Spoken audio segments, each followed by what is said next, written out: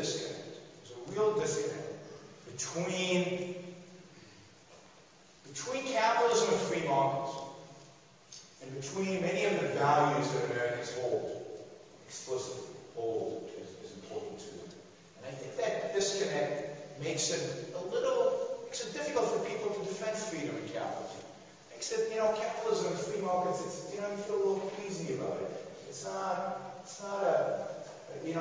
a subject that people get fired up on. And I think the reason is that what's capitalism about? Free markets. What are people out there pursuing when they're actually out there engaged in production and consumption in a truly free market without government regulating? We're all out there to do what? Well, if you're on the business side, you're out there to make money, to make a profit. And if you're on the consumer side, you're out there to do what? To buy cool stuff that you're going to enjoy. And it's a win-win, right? If we truly understood, it's a win-win.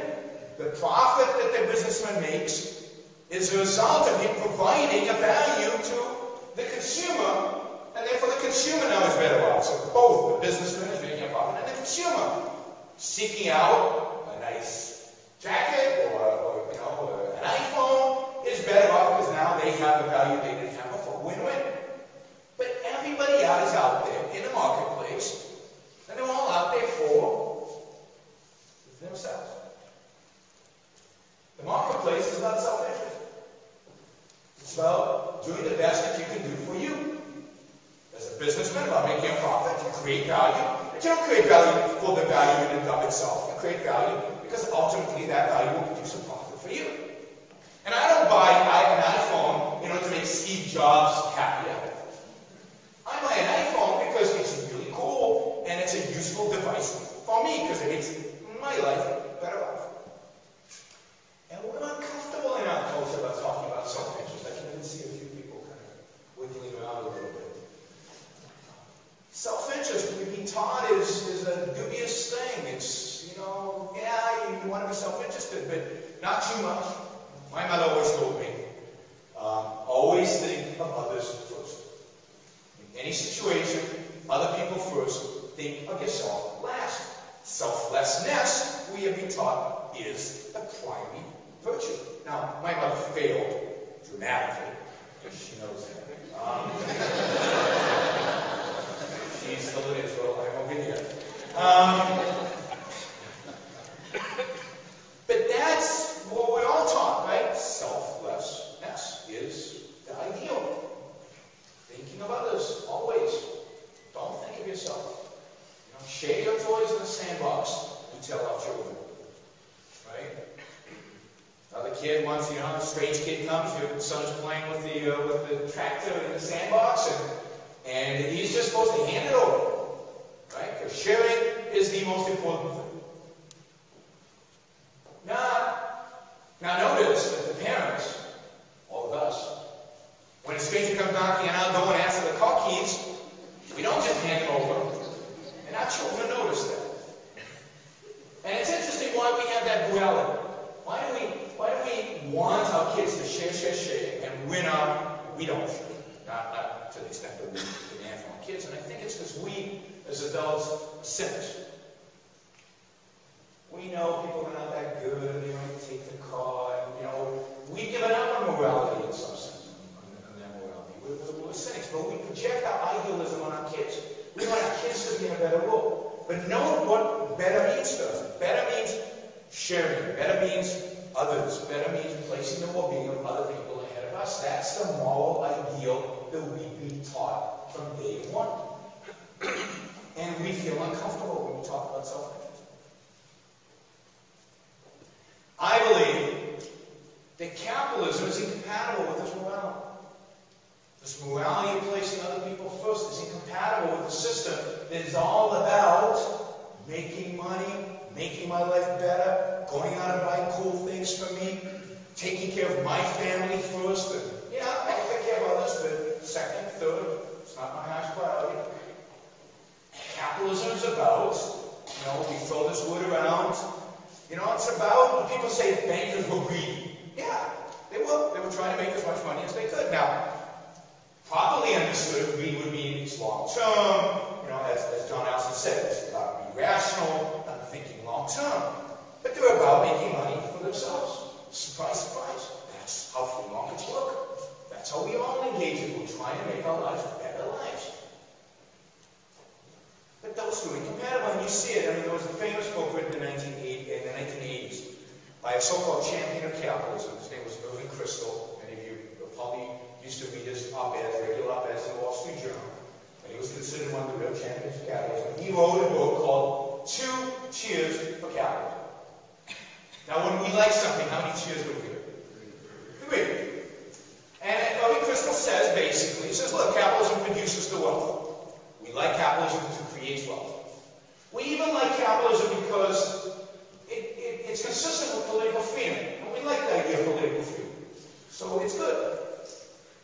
But there's something about it, it's just not, I can't give it a third cheer because it's just not moral. Let's face it, it's about self-interest. And morality is not about self-interest. Morality is about others. About taking care of others first, placing the well-being of others first, being selfless.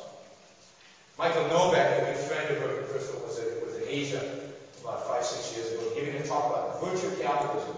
Trying to convince the Asians to become more capitalistic. And there's a whole speech about how wonderful capitalism is. It produces the wealth, it's efficient, it's productive, and it's political freedom, it's good for you, you should all be capitalists. But he says at the end, it ain't the kingdom of heaven on earth. He says there's something wrong with capitalism. He said, Irving Kristol gives capitalism 2 cheers, it really only deserves 1. These are the champions of capitalism. These are the champions of capitalism in our culture. They feel uncomfortable about it. The conservatives generally have come to accept the idea, again, conservatives are typically associated with capitalism.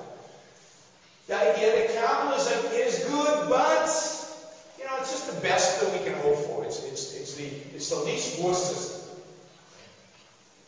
You can't defend the system.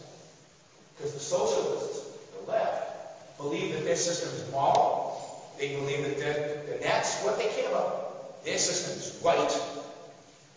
Their system, in some utopian fairyland, works. And they're going to fight for it because you know where we get our passion from? You know why the voices, the pro-capitalist voices are muted? We get our passion from our morality. We don't get it from economic analysis. We don't become passionate about something because it's efficient. We become passionate about something because we think it's right. We think it's just. We think it's good. That's where passion comes from. If you think something's so-so on a moral scale, but it's efficient, then you might advocate for it lightly, but you're not going to get fired up about it. And that's why the voices, the pro-capitalist voices, are so muted. Now, Ayn Rand changes all that. Atlas Shrugged changes all that. Because what Atlas Shrugged does is it provides us with a moral revolution. It says, no. Morality is not about being selfless. Morality is not about placing the well-being of others before your own well-being. Morality is not about others primarily. Morality primarily is about you. It's about self. It's about being rationally self-interested. Morality, Ayn Rand tells us, is about how do you make your life the best that it can be. What values and what virtues should you adopt to really live to your fullest potential as a human being? To be happy, to be successful, to prosper, to make money, to live well, to take care of your kids, to have a wonderful, loving family, to enjoy the wonderful things that our culture and our world out there provide for us to be able to enjoy.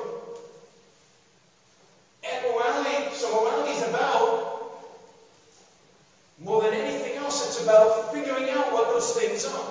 So she says, being self-interested, to be selfish is hard work. It's hard work to be selfish. Because it's not obvious what's good for us. It's not obvious what'll make me happy over the next 40 years that I hope to live. It's a complicated thing. You have to sit down and figure out, what do I want to do in life? How do I want to make my living? Who are the people I want to associate with? How should I treat them? These are difficult questions that need real